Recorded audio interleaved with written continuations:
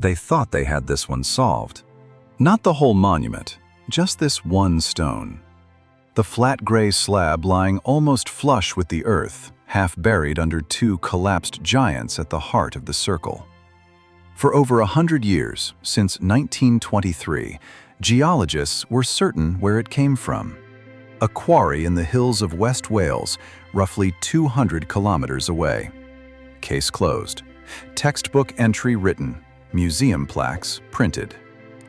Then, in August of 2024, a team of geologists cracked open two old fragments of that stone under a microscope, and the numbers that came back did not match Wales. Not even close. What did they match? I'm not going to tell you that yet, because if you think you already know where the altar stone of Stonehenge came from, you don't. Every documentary you've watched, every book on your shelf, every tour guide who ever stood on that grass and pointed west toward Wales was repeating a number that was wrong by more than 500 kilometers. This isn't a story about one wrong label. This is about what that error hides. Because if the source was wrong for a century, then something about the people who built Stonehenge, who they were, how far their world reached, what they were capable of moving across an entire island with no wheels and no horses, was wrong too. Here's what I'm going to show you. The mineral fingerprint that broke the Welsh theory. The forgotten fragment sitting in a drawer since the 1840s that helped prove it. And the one number, 750 kilometers, that turns a folklore footnote into the single longest journey any building stone took anywhere in prehistoric Europe. Watch until the end, because the real answer isn't in the middle of this video. It's in the very last minutes. And once you have it, you will never look at a local stone claim in an ancient monument the same way again. Right now, in laboratories in Scotland, Wales, and Australia, scientists are asking the same question about other stones at Stonehenge. The story is not finished. Stay with us. Let's begin. Everyone knows Stonehenge. You have seen it on a calendar, on a postcard, from a car window on the A303 in Wiltshire, England, if you have ever driven that road at dawn when the fog sits low over the grass. A ring of enormous sandstone pillars, sarsens, some standing over 7 meters tall and weighing up to 25 tons each, capped with horizontal lintels that curve gently to complete the circle. Inside that outer ring stands a second, smaller circle of bluish stones, and inside that, a horseshoe of the largest trilithons, pairs of standing stones topped by a single lintel, like enormous stone doorways open to the sky. Construction happened in stages over roughly 1,500 years, starting around 3000 BC with a simple circular ditch and bank, and building up through several transformations until the Great Sarsen Circle and Trilithons went up around 2500 BC. By any measure, this was one of the most ambitious engineering projects undertaken by human beings anywhere on Earth at that time. No writing existed yet in Britain. No metal tools beyond the earliest traces of copper. And yet somebody organized the labor, the logistics, and the astronomical knowledge to align this ring so precisely that on the summer solstice, the rising sun still lines up with the heel stone outside the circle, just as it likely did 5,000 years ago. For over 2 centuries, antiquarians and archaeologists have obsessed over one question above all. Where did the stones come from? The giant sarsens we now know with confidence came from West Woods, about 25 kilometers north of the site, a discovery confirmed only in 2020, using the same kind of geochemical fingerprinting we're about to talk about for the altar stone. That's already an impressive haul. 25 tons of solid sandstone, dragged 25 kilometers, without wheels. But the sarsens were never the real mystery. The mystery was the smaller stones, the bluestones, roughly 80 of them, forming the inner circle and horseshoe, each weighing between 2 and 5 tons. In 1923, a geologist named Herbert Henry Thomas examined samples of these bluestones and matched them to outcrops in the Preseli Hills of West Wales, specifically a rock called spotted dolerite, quarried from sites now identified as Carn Goedog and Craig Rossifellin. That's roughly 225 kilometers from Stonehenge as the crow flies, and by any route across land or around the coast, considerably farther. For 100 years, that discovery stood as one of the most celebrated feats of prehistoric transport ever proposed. 225 kilometers, no wheels, no draft horses. Britain didn't have large domesticated horses for pulling loads at this time. Just human muscle, timber sledges, ropes of plant fiber, and possibly rafts along rivers and coastline. Thomas's discovery became one of the load-bearing facts of British prehistory. Every book about Stonehenge repeats it. Every school trip is told it. It is, in a very real sense, part of the national story of how ancient Britain was more connected, more capable than anyone assumed. And sitting quietly among those 80 bluestones, half hidden beneath the weight of 2 fallen giants near the middle of the horseshoe, is one more stone.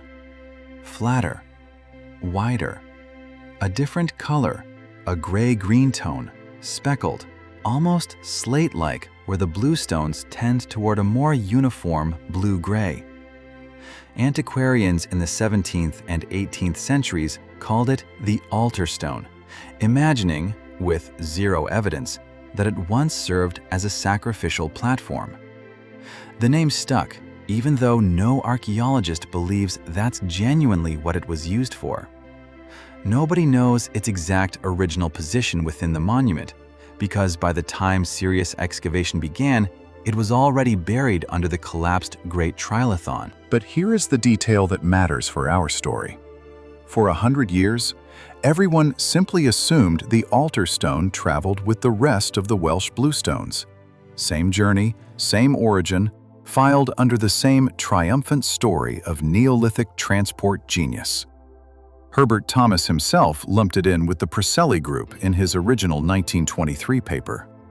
Later researchers occasionally flagged that its chemistry looked slightly different from the true bluestones, a little more sandstone, a little less dolerite. But for decades, that oddity got treated as a minor variation within the same general Welsh source area. A footnote, not a red flag. You have to understand how settled this felt. Geology, unlike legend, is supposed to be checkable. A rock's mineral content is a fingerprint written by hundreds of millions of years of geological history. And once you match that fingerprint to a known outcrop, the case is closed. That's the whole premise of using geochemistry on archaeological stone in the first place. For a century, textbooks, museum panels at the Stonehenge Visitor Center, and peer-reviewed academic papers all listed the altar stone's origin as Wales, alongside its bluestone neighbors. If you searched for altar stone origin any year before 2023, you got the same answer from every source without exception. That is the story everyone believed. That is the story I believed. The story that was printed with total confidence for 100 years. And it was wrong. The unraveling didn't start with a dramatic dig. It started with a chip of rock that had been sitting, quite literally, in a drawer. Modern archaeologists are not allowed to hack new samples off the stones at Stonehenge. It is one of the most strictly protected monuments on Earth, a UNESCO World Heritage Site since 1986. And you cannot walk up with a hammer and take a slice off the altar stone, no matter how good your research question is. So when geologist Richard Bevins and his colleagues wanted to re-examine the altar stone's chemistry in the early 2020s, they had to go hunting through old museum and archive collections for fragments removed decades, sometimes a century and a half, earlier during previous excavations. One of the key fragments used in the eventual breakthrough traced back to material collected from the site in the 1840s, later held in archived collections and rediscovered by researchers digging back through old paperwork and storage boxes, rather than the ground. At first, this looked like nothing unusual. Loose rock fragments turn up in old excavation archives all the time. Most tell you nothing new.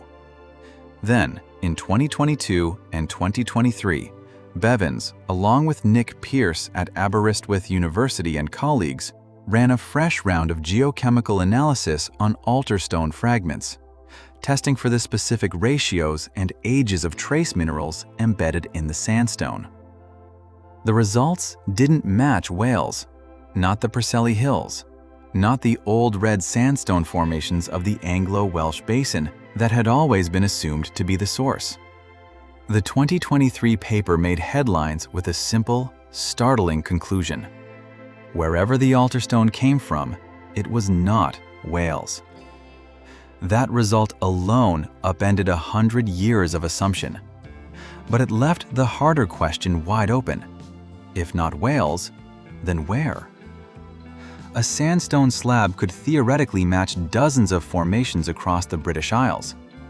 The team needed a fingerprint precise enough to rule out everywhere except one place. That's when a second team, led by Anthony Clark, a PhD researcher at Curtin University in Perth, Australia, working with the Aberystwyth and UCL groups, took a different analytical approach.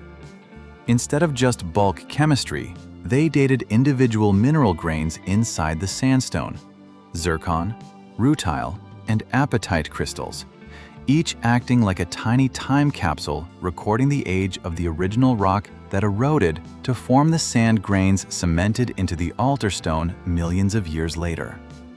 Some of those zircon grains, Clark found, carried age signatures reaching back roughly 1,000 to 2,000 million years, ancient enough and in the right combination to match only one known formation in the whole of the British Isles: the Orcadian Basin, a band of Devonian-age sandstone stretching across the far northeast of Scotland through Caithness, Sutherland, Moray, and out into the Orkney Islands. In August 2024, that result was published in Nature, one of the most rigorously reviewed scientific journals in the world.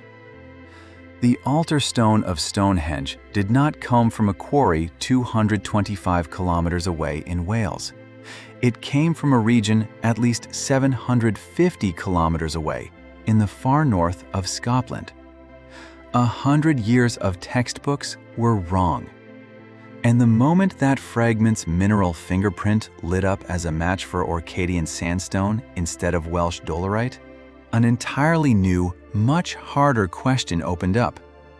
How does a 6-ton slab of rock travel farther than any other prehistoric building stone in Europe, using nothing but Stone Age tools? Once the Scottish origin was public, the scientific community didn't simply accept mystery unsolved and move on.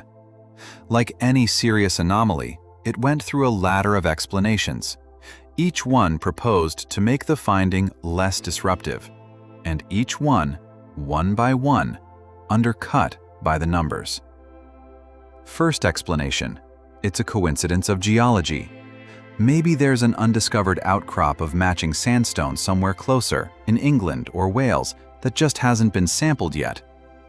This is always the first line of defense in geochemical provenance work, and it's a fair one to raise. Britain has a lot of sedimentary rock, and not every formation has been exhaustively mapped for trace mineral chemistry. But the Orcadian Basin match wasn't a loose, general similarity. It was a precise convergence of 3 independent lines of evidence at once: the age distribution of the detrital zircon grains, the age distribution of the rutile grains, and the thermal history recorded in the apatite. Getting one of those 3 to falsely match by chance is possible. Getting all 3 to align, specifically with the unique combination of Archean, Proterozoic, and Caledonian age source rocks that feed sediment into the Orcadian Basin and nowhere else in Britain, is not something you get from an as-yet undiscovered outcrop somewhere in the Midlands.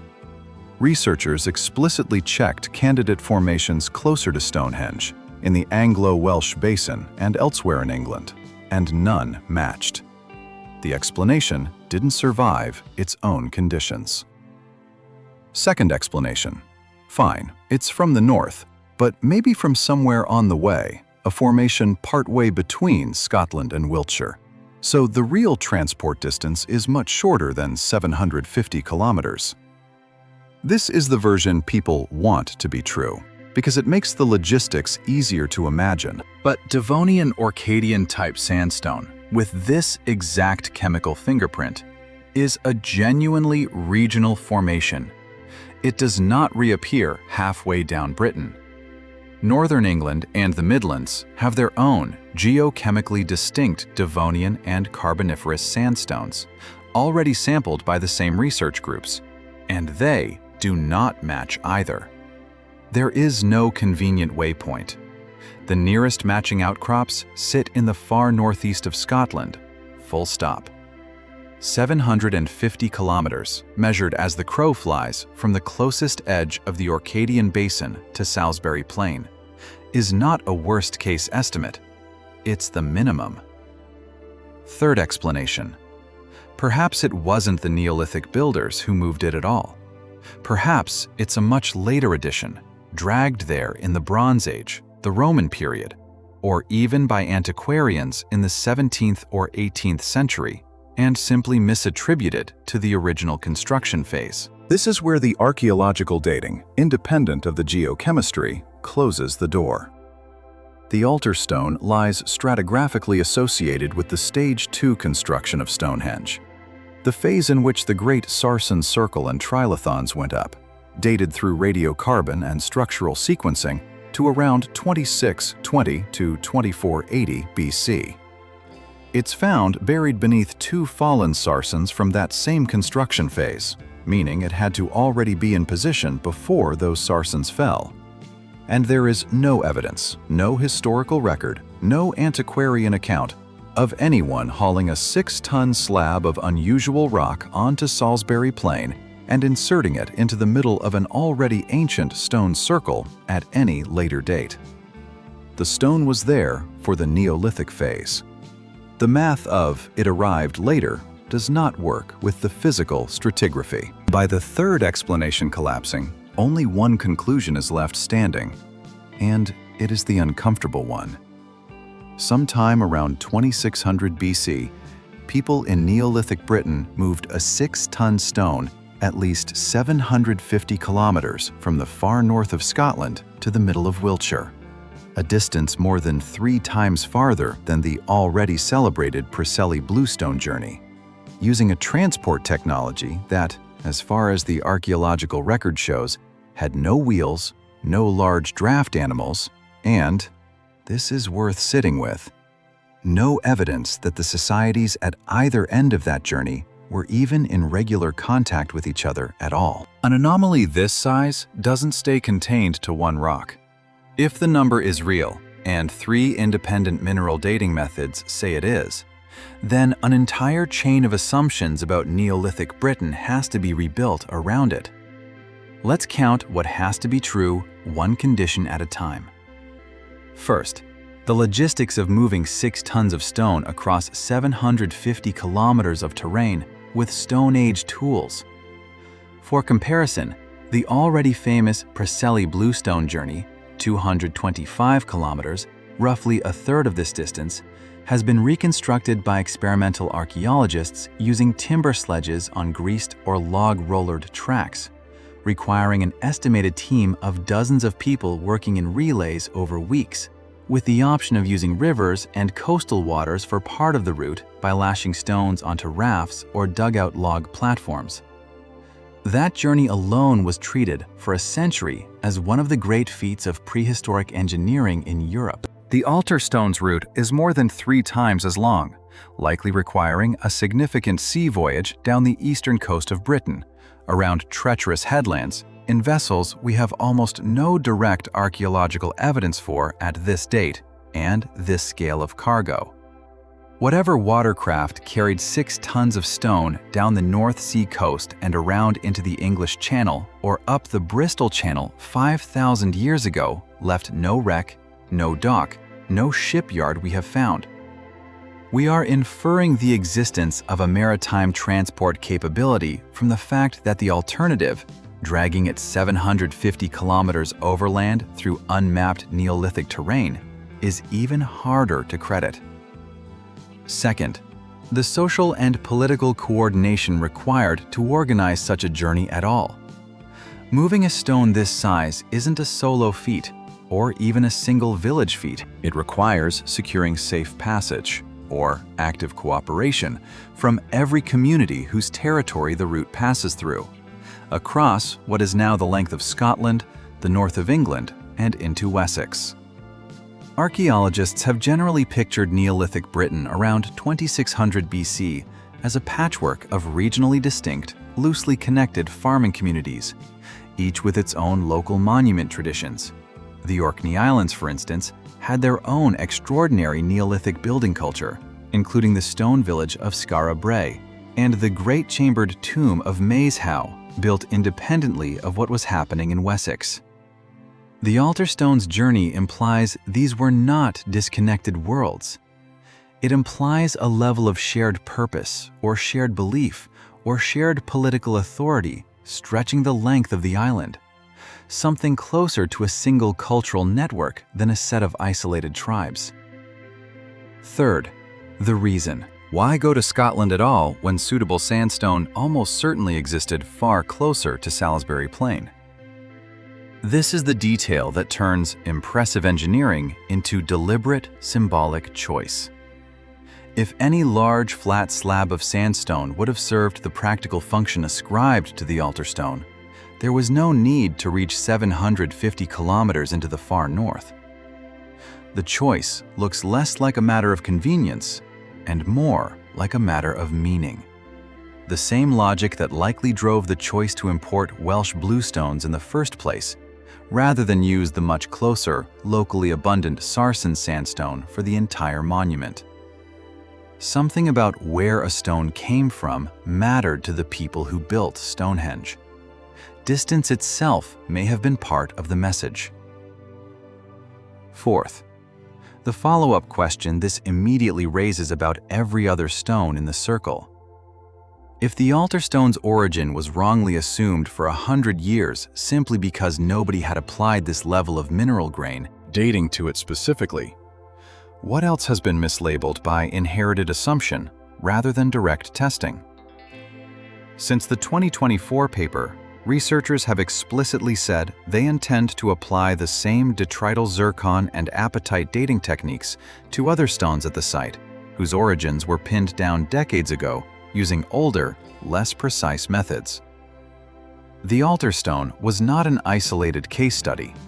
It was a demonstration that the entire provenance map of Stonehenge, assembled piece by piece since the 1920s, needs rechecking with tools that didn't exist when the original claims were made. Put those 4 conditions together: the logistics, the coordination, the deliberate choice of a distant source, and the now open question of what else was assumed rather than tested, and you're no longer looking at a correction to one stone's paperwork. You're looking at a rewrite of how connected, how organized, and how deliberate Neolithic Britain actually was. Here's the uncomfortable part. This wasn't hidden. Nobody buried this evidence. The altar stone sat exactly where it always sat, in the middle of one of the most photographed, most visited, most intensely studied archaeological sites on the planet. Roughly 1.6 million visitors a year walk past it. Herbert Thomas's original 1923 Welsh attribution was published, peer-reviewed, and cited for 100 years by people who had every professional incentive to double-check it. So why did it take until 2024 for anyone to catch the error? Part of the answer is technical. The specific technique used in the 2024 paper, dating individual detrital zircon and rutile grains with high enough precision to fingerprint a source region this narrowly, simply didn't exist with this level of accuracy when Thomas did his original work in the 1920s, or even for most of the 20th century. Science genuinely advances, and some mistakes are just honest limits of the instruments available at the time. But part of the answer is more human than technical. Once a fact gets absorbed into the foundation of a story, once the altar stone is Welsh, like the bluestones, becomes a settled line in the textbook, a caption under the museum display, a sentence in the tour guide's script, it stops being treated as a hypothesis and starts being treated as background knowledge. Nobody retests background knowledge. You don't re-verify the things everyone already agrees on. You build the next question on top of them and move forward. That's not laziness. That's how any field of knowledge has to function, or nothing would ever get built past the first fact. But it also means an error, once it's absorbed deeply enough into consensus, can sit unquestioned for 100 years. Not because anyone is hiding it, but because nobody has a reason to look again. Think about how this plays out somewhere much closer to home. You probably have a handful of facts you've repeated for years about your own family, your own city, your own field of work that you inherited from someone else that felt settled enough that you never independently checked them. Not because you were tricked, because it's exhausting to re-verify everything you've ever been told, and most of the time, you don't need to. The system runs on trust in prior work. Most of the time, that trust is earned. Occasionally, like here, the tools to check finally catch up, and the whole structure has to be revised in public, on the record, in a journal like Nature, where everyone can watch it happen. That is what makes the altar stone genuinely different from a conspiracy story. Nobody in 1923 lied. Herbert Thomas did the best geology available to him with the instruments of his era, and it was a real, significant discovery for its time. Connecting Stonehenge to Wales was not a small finding. It opened up the entire idea that Neolithic Britain moved large stones over serious distances. He simply didn't have zircon grain dating. The 2024 team did. And instead of protecting the old answer because it was comfortable, the field revised itself, loudly, with names attached, in full public view. That's the system working exactly as it's supposed to. The correction is the story, not evidence of a cover-up. But notice what that correction did to the emotional weight of the monument. Before 2024, Stonehenge's Welsh bluestone story already felt impressive. A 225-kilometer journey with no wheels. After 2024, that same monument reveals a second, far more ambitious act buried inside it. A single stone, deliberately fetched from over 750 kilometers away, from a part of Britain most people don't associate with Stonehenge at all. The monument didn't get smaller once we found the error. It got larger. The people who built it reached farther, coordinated more, and meant more by their choices than the story we'd been telling for 100 years gave them credit for. Here it is. The answer this entire video has been building toward. The altar stone of Stonehenge. The flat, gray-green slab half buried in the heart of the monument, misattributed to Wales for over 100 years, was quarried from the Orcadian Basin in the far northeast of Scotland, at least 750 kilometers from Salisbury Plain, and transported there by people with no wheels, no large draft animals, and, as far as the evidence shows, around 2600 BC. Let's consolidate what we now know fact by fact. Fact 1. For 100 years, from Herbert Thomas's 1923 paper until 2023, every academic and popular source attributed the altar stone's origin to Wales, alongside the 80 bluestones from the Preseli Hills. Fact 2. In 2023, Bevans, Pierce, and colleagues proved geochemically that the altar stone does not match any Welsh formation, the first crack in a century of consensus. Fact 3. In August 2024, Anthony Clark's team, publishing in Nature, dated individual zircon, rutile, and apatite grains within altar stone fragments, and matched them precisely to the Orcadian Basin of northeastern Scotland, a source at least 750 kilometers away, more than 3 times the distance of the already celebrated Welsh bluestone journey. Fact 4. The stone is stratigraphically tied to Stonehenge's Stage 2 construction, around 2620 to 2480 BC, meaning this journey happened during the Neolithic, not later, not by accident, not through some medieval or antiquarian intervention. Fact 5.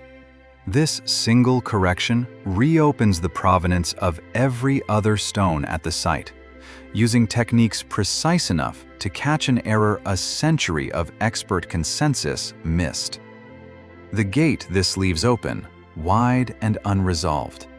How, exactly, did they move it? Overland through hundreds of kilometers of unmapped Neolithic terrain, or by sea in vessels large and stable enough to carry 6 tons of stone around some of the most exposed coastline in Britain. Vessels for which we currently have no surviving physical evidence at all. Researchers are actively pursuing both lines right now, testing coastal transport models and re-examining known Neolithic maritime capability across the British Isles in laboratories in Scotland, Wales, and Australia as this video is being made. If you watched until this moment, it means you're the kind of person who wants the actual mineral data, not the folklore version. It means history for you isn't a plaque you glance at on a school trip. It's something you're willing to sit with for 45 minutes because the details matter. This channel exists for exactly that kind of curiosity. If this is the version of history you want more of, leave a like, subscribe, and tell me in the comments, which other settled fact about an ancient monument do you think is due for a mineral fingerprint of its own? I read every one of them, and more than one video on this channel started as a comment exactly like that.